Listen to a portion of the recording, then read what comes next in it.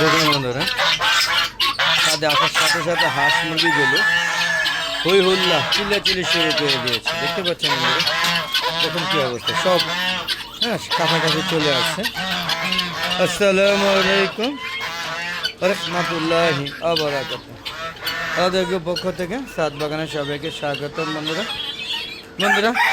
চলে আসলাম ছাদে হাঁস মুরগিগুলোকে একটু দেখার জন্য, পর্যবেক্ষণ করার জন্য। আপনারা দেখতে পাচ্ছেন আমার রাজহাঁসের বেবি এখানে দুইটা আছে, আর ওই যে একটা তিনটা, আরেকটা অলরেডি অসুস্থ হয়ে গিয়েছে, সম্ভবত বাঁচবে না কোনো কারণ ছাড়াই। মানে আমি কোনো হাঁসের বাচ্চা বা মুরগির বাচ্চা কোনোটাই রাখতে পারছি না। আমি এই বছরের সিজনটাই কি খারাপ কিনা সেটা বন্ধুরা আপনার কমেন্ট করে জানাবেন।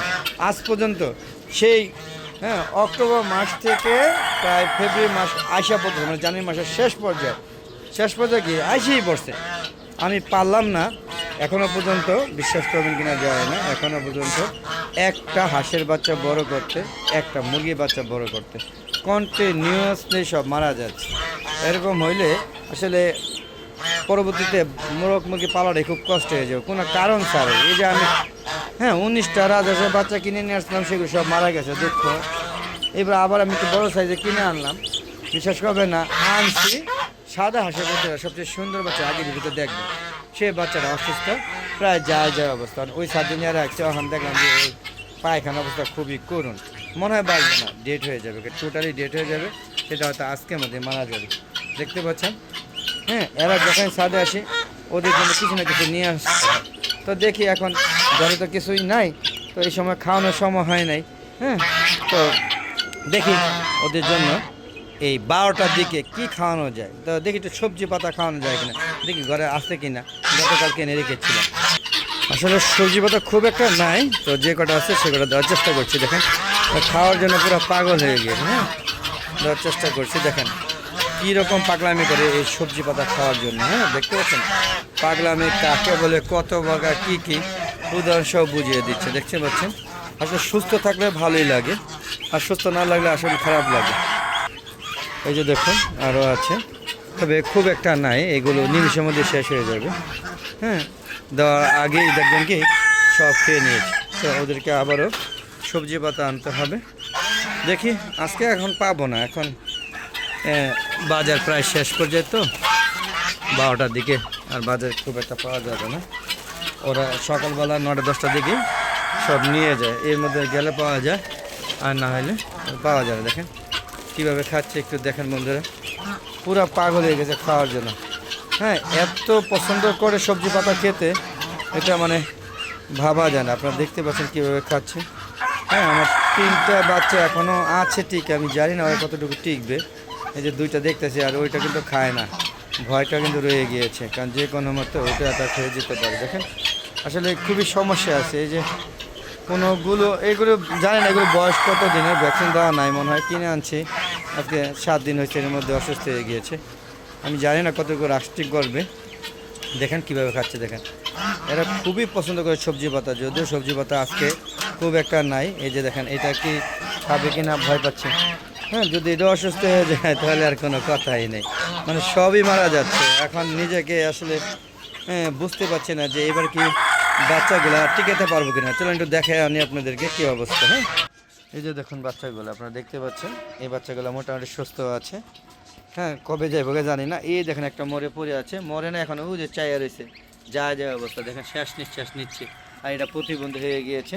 আর এই যে যেটা বলতে চেয়েছিলাম, এই দেখেন কোনো কারণ ছাড়া এটা অসুস্থ হয়ে গেছে। এই দেখেন এই পায়খানা করতেছে, এই যে দেখুন, দেখেন এই যে বসে পড়ছে, এই যে দেখেন বসে পড়ছে, শরীর একদম দুর্বল, কোনোভাবে তাকে রাখা যাচ্ছে না, এই যে কাঁপতেছে। কী যে করবো এটাই বুঝতেছি না। ওকে তো লাইসোবিট দিয়ে দিলে হয়তো না, যে কাঁপতেছে বাঁচবে না, ও শেষ। দেখেন এই সাইডে আবার এই যে সিল্কি মুরগিগুলো অবমুক্ত করা হয়েছে, দেখতে পাচ্ছেন। 2 দিন ধরে রাখছি, তবে এদের ভ্যাকসিন দিয়ে দিয়েছি, এখন বলা যাচ্ছে না ওরা কতটুকু লাস্টিং করে, যেহেতু করে বাইরে যে কারণে অনেকগুলো মারা গিয়েছে। আমার 24টা ছিল, 24টার মধ্যে 12টা আছে, 12টায় মারা গিয়েছে। ম্যাক্সিমাম মুরগিগুলো ক্ষতিগ্রস্ত হয়েছে, মোরগ 2টা গিয়েছে, আর বাকি মুরগিগুলো বেশি ক্ষতিগ্রস্ত হয়েছে, মানে মুরগিগুলোই দুর্বল হয়ে পড়ে বেশি। তো বন্ধুরা দেখতে পাচ্ছেন এরা এখন আপাতত সুস্থ আছে, কতটুকু সার্ভার করে বুঝি না। যেহেতু ভ্যাকসিন দিয়েছি 7 দিন হয় না, 7 দিন বা 10 দিন পরে বোঝা দিব। হ্যাঁ, এগুলো এরপরে যদি লাস্টিং করে তো হয়তো টিকে যেতে পারে।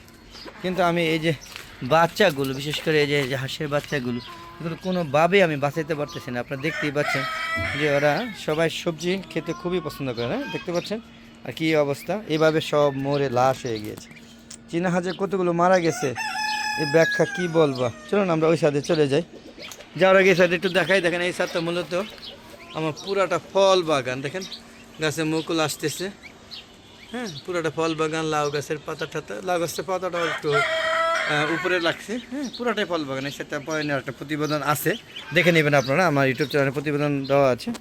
তো বন্ধুরা এই যে দেখুন সব খালি হয়ে গেছে, এখন টোটালি খালি। তার মানে কি সব ভাইরাসে আমার শেড খালি হয়ে গেছে।